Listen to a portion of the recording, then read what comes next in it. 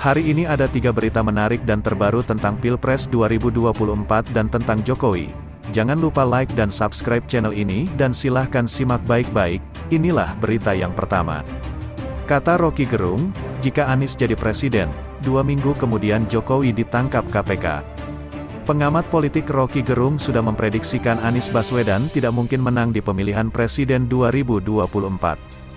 Dalam sebuah acara Metro TV, Teras Isu di Pemilu, emang boleh, Roky Gerung bercerita ketika ada orang yang bertanya saat dirinya mengisi kuliah di Melbourne, Australia. Roky Gerung mengatakan, Anies tidak mungkin menang karena perolehan suara hanya sampai 17%. Saya kasih kuliah di Melbourne. Lalu saya bilang, ada orang bertanya, Anies menang nggak? Saya bilang, Anies tidak mungkin menang. Dia maksimal dapat 17%. Kalau sekarang dapat 24%, margin of error gua kasih dia dah, buka Roky Gerung. Jokowi jadi penghalang. Ia melanjutkan alasan kuat Anies menurut tidak bisa menang di Pilpres 2024 karena adanya Jokowi. Jokowi dinilainya sebagai penghalang bagi Anies. Jika ex-gubernur DKI Jakarta itu ingin menang, Jokowi harus disingkirkan. Waktu saya bilang, karena ada penghalang, orang pada marah sama saya. Saya bilang, kalau dia mau menang singkirkan penghalangnya. Siapa? Ya Jokowi, itu dasar argumen saya waktu itu. Jelas pria kelahiran Manado itu. Roky menjelaskan, sejak awal pencalonan Jokowi disebut tidak ingin memberi ruang kepada Anies. Jadi tetap jika kita lihat dari awal, nggak bakal Jokowi mengizinkan ruang sedikit pun bagi Anies, katanya. Ini sejalan dengan pernyataan ex-Menko Polhukam Mahfud MD saat hadir di podcast Denny Sumargo. Mahfud mengatakan Anies sempat dijegal ketika proses pendaftaran pencalonan. Mahfud mengatakan jika dirinya ditawari menjadi wakil bagi Anies, namun menolak. Dasar penolakannya karena ia khawatir jika salah satu partai koalisi pengusungnya mundur, maka persyaratan 20% presidensial threshold tidak terpenuhi. Jokowi ditangkap KPK, Roky Gerung berandai. Jika Anies menang dan jadi presiden, maka posisi Jokowi terancam. Jokowi berpotensi bisa masuk KPK karena desakan politik kepada Anies. Menurut dugaannya, Jokowi bisa ditangkap KPK karena terbesit isu money laundry. Dan itu artinya, begitu Anies jadi presiden, 2 minggu kemudian Jokowi ditangkap KPK. Bukan karena Anies, tetapi karena desakan politik. Jadi semua ide perubahan itu, diaklamasikan dalam suara Anies.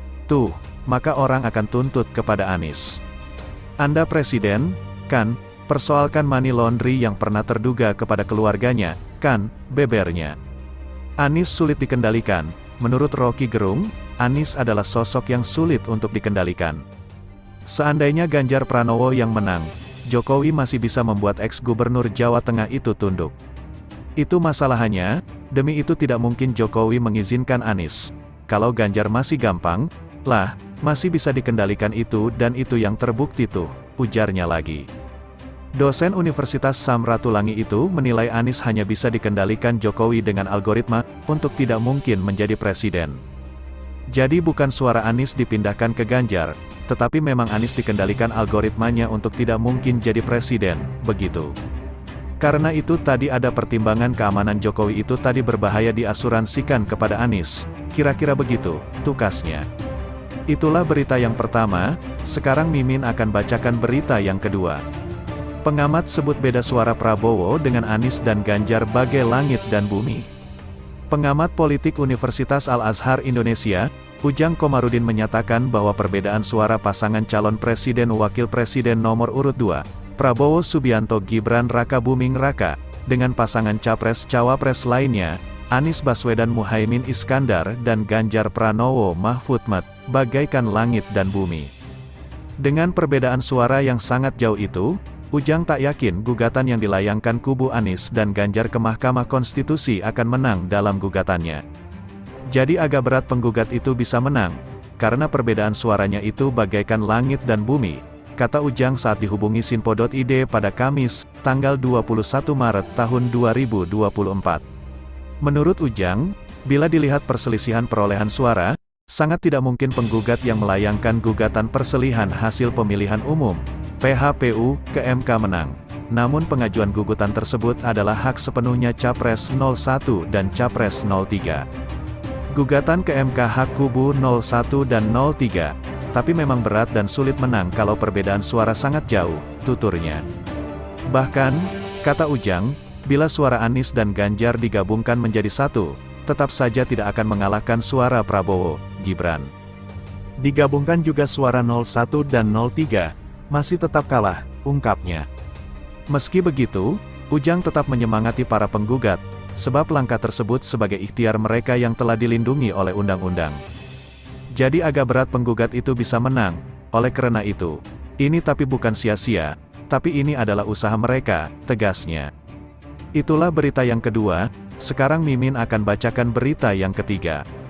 Pengamat ungkap keuntungan bila Nasdem gabung ke Prabowo Gibran. Pengamat politik dari Universitas Al-Azhar Indonesia, Ujang Komarudin memprediksi pertemuan antara Presiden terpilih Prabowo Subianto dan Ketua Umum Partai Nasdem Surya Paloh pada Jumat kemarin merupakan kode keras, bahwa Nasdem akan bergabung dengan pemerintahan Prabowo. Menurutnya, Nasdem pasti siap menanggung segala konsekuensi yang akan dihadapinya bila partainya resmi bergabung ke pemerintahan Prabowo. Kalau saya sih melihatnya Nasdem akan masuk pemerintahan dengan segala konsekuensinya, dengan segala baik buruknya, kata Ujang kepada wartawan, Minggu, tanggal 24 Maret tahun 2024. Ujang menjelaskan, ada keuntungan yang akan didapat Partai Nasdem bila bergabung ke koalisi Prabowo Gibran. Keuntungan yang dimaksudnya, yaitu Partai Nasdem akan selalu di lingkaran kekuasaan pemerintah. Ketika pilihan masuk ke pemerintahan, Nasdem punya keuntungan karena selalu ada di dalam pemerintahan, dalam kekuasaan, ujarnya. Dalam konteks ini, lanjut Ujang, Nasdem juga akan mempunyai akses politik dan akses bisnis. Mengingat Surya Paloh juga adalah seorang pengusaha. Dan di dalam kekuasaan itu enak, dapat kursi kabinet, dan punya akses politik, dan akses bisnis, tutur Ujang. Sebelumnya, calon presiden pemenang pemilihan presiden 2024 Prabowo Subianto mendatangi Ketua Umum Partai Nasdem Surya Paloh pada Jumat, tanggal 22 Maret tahun 2024. Dalam pertemuan itu, Prabowo mengaku dirinya telah menawarkan Partai Nasdem untuk bergabung dalam koalisi pemerintahan.